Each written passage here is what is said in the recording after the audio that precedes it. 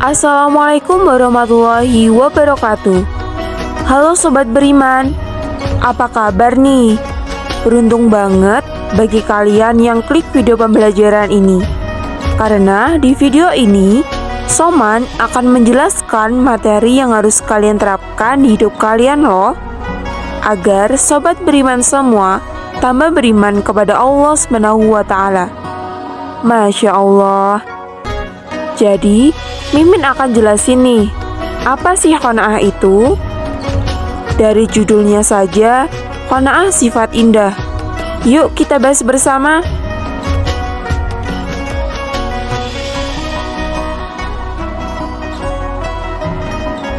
Jadi, apa sih qanaah itu?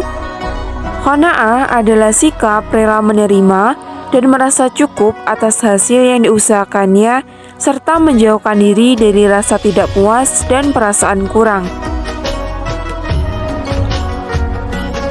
Jadi, orang yang telah memiliki sifat qanaah pasti tidak akan tergiur dengan kemewahan atau kekayaan yang dimiliki oleh orang lain. Sebab, dirinya sudah merasa cukup dengan apa yang dimilikinya selama ini. Nah, Sobat Beriman, ingat ya, melalui sifat qanaah ini bukan berarti seseorang tidak boleh bekerja atau bahkan hanya berpangku tangan saja, melainkan dirinya juga harus tetap berusaha secara aktif. Pada zaman Rasulullah SAW, sahabat-sahabat beliau juga merupakan orang kaya dengan harta banyak, tetapi mereka tetap bersifat qanaah. Lalu, apakah selalu qanaah setiap ada cobaan? Allah pasti telah menentukan kadar cobaan untuk setiap hambanya, semata-mata guna menguji tingkat keimanan manusia saja.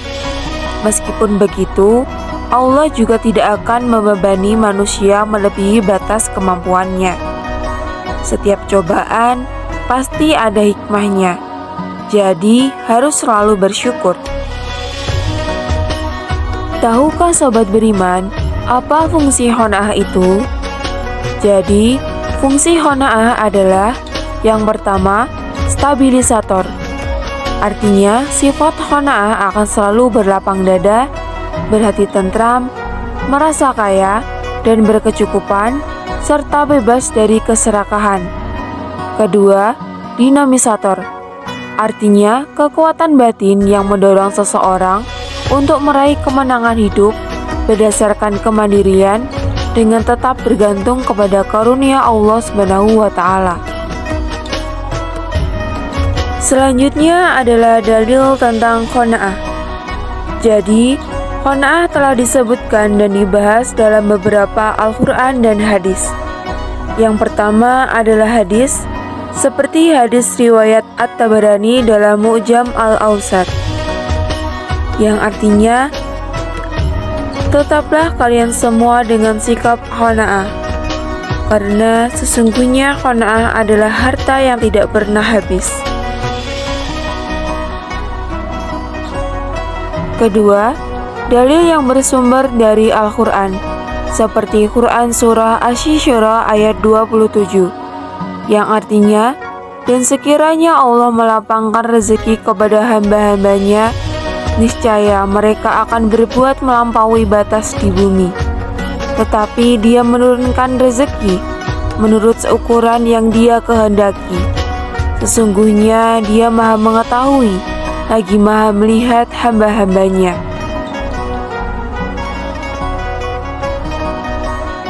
Nah, selanjutnya adalah contoh sikap qanaah.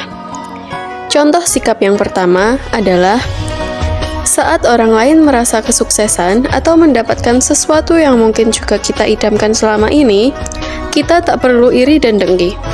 Sebab Allah SWT sudah mengatur masing-masing rezeki dari setiap umatnya yang adil.